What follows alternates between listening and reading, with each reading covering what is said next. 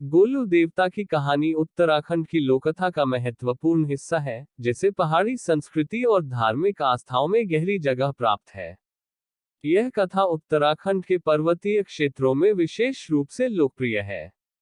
गोलू देवता का नाम सुनते ही पहाड़ी लोग श्रद्धा और भक्ति से नतमस्तक हो जाते हैं।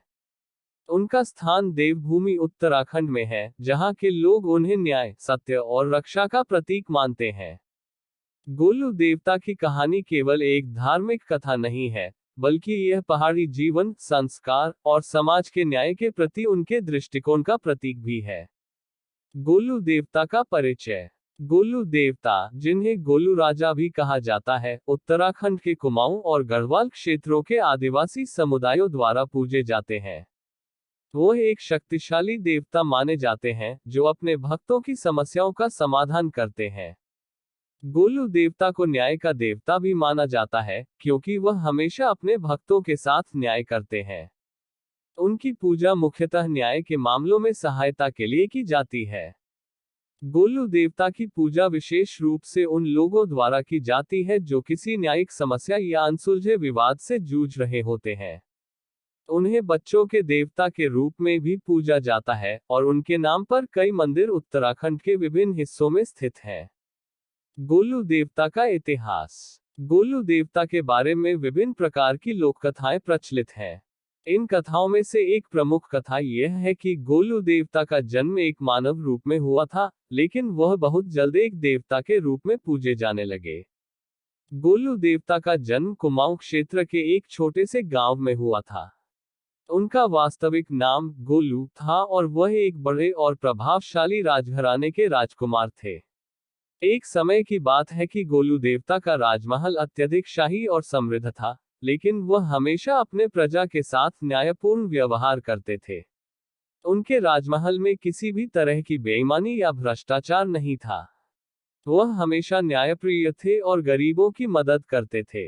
उनकी न्यायप्रियता के कारण उन्हें क्षेत्र में बहुत सम्मान प्राप्त था। एक दिन गोलू देवता ने एक दुष्ट राजा को हराया, जो अपनी प्रजा पर अत्याचार करता था। इस युद्ध के बाद गोलू देवता ने उस दुष्ट राजा को पराजित किया और उसके साम्राज्य को तोड़ दिया। इस संघर्ष के बाद गोलू देवता को देवता के रूप में पूजा जाने लगा। उनका नाम अब हर गांव और शहर में फैल गया, और उन्हें एक न्यायप्रिय और सत्यनिष्ठ देवता के रूप में पूजा जाने लगा। गोलू देवता की पूजा। गोलू देवता की पूजा विशेष रूप से उत्तराखंड के पहाड़ी क्षेत्रों में बड़े श्रद्धा भाव से की जाती है। इन क्षेत्रों के लोग अपनी परेशानियों, न्यायिक मामलों और व्यक्तिगत समस्याओं के समाधान के लिए गोलू देवता से आशीर्वाद प्राप्त करने के लिए उनके मंदिरों में जाते हैं। पूजा के दौरान लोग विशेष रूप से गोलू देवता से अपनी समस्याओं का समाधान मांगते हैं और उनकी मदद के लिए संकल्प लेते हैं। गोलू देवता के मंदिरों में एक विशेष प्रकार की पूजा की जाती है, जिसमें लोग अपनी समस्याओं और संघर्षों को एक छोटे से पत्र या खाता पर लिखते हैं। यह खाता गोलू देवता के मंदिर में चढ़ाया जाता है, और भक्तों का विश्वास होता है कि गोलू देवता उनकी समस्याओं को सुलझा देंगे। कई लोग अपनी समस्याओं के समाधान के बाद गोलू देवता के मंदिरों में फिर से लौटते हैं और आभार व्यक्त करते हैं। गोलू देवता की पूजा में गहनों और चढ़ावे का भी विशेष महत्व है। लोग उन्हें चढ़ावे के रूप में चांदी की मूर्तियां, घड़े, चांदी की छड़ी और अन्य पूजा सामग्री चढ़ाते हैं। यह चढ़ावा उनकी भक्ति और विश्वास को दर्शाता है। गोलू देवता का महत्व। गोलू देवता का महत्व केवल एक धार्मिक देवता के रूप में ही नहीं, बल्कि समाज और न्याय के प्रतीक के रूप में भी है। वह हमेशा अपने भक्तों के साथ न्याय करते हैं, चाहे वह किसी भी तरह की समस्या हो।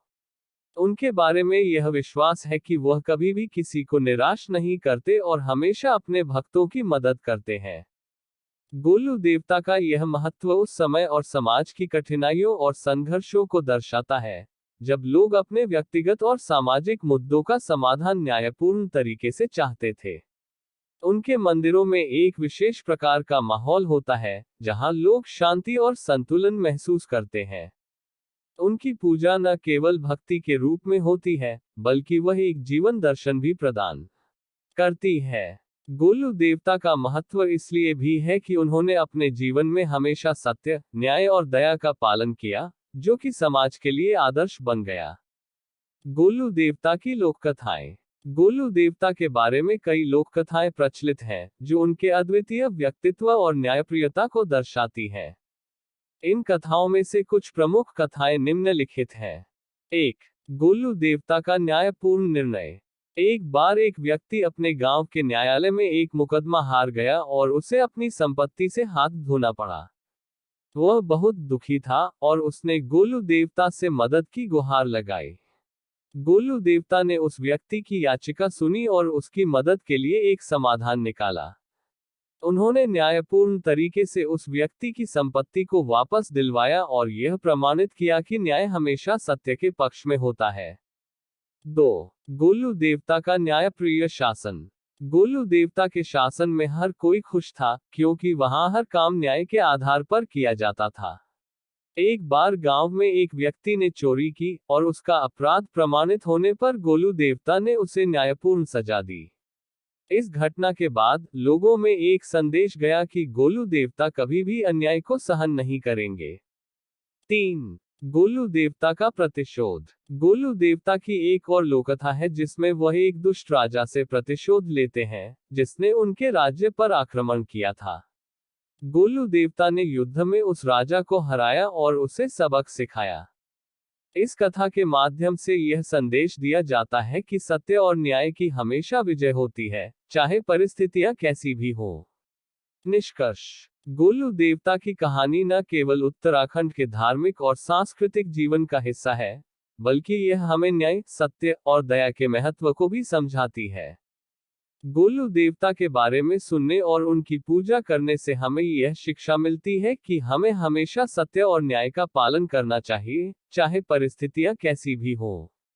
उनकी पूजा से समाज में शांति और न्याय की स्थापना होती है, और यह लोककथा आज भी लोगों के जीवन में एक अमूल्य धरोहर के रूप में जीवित है।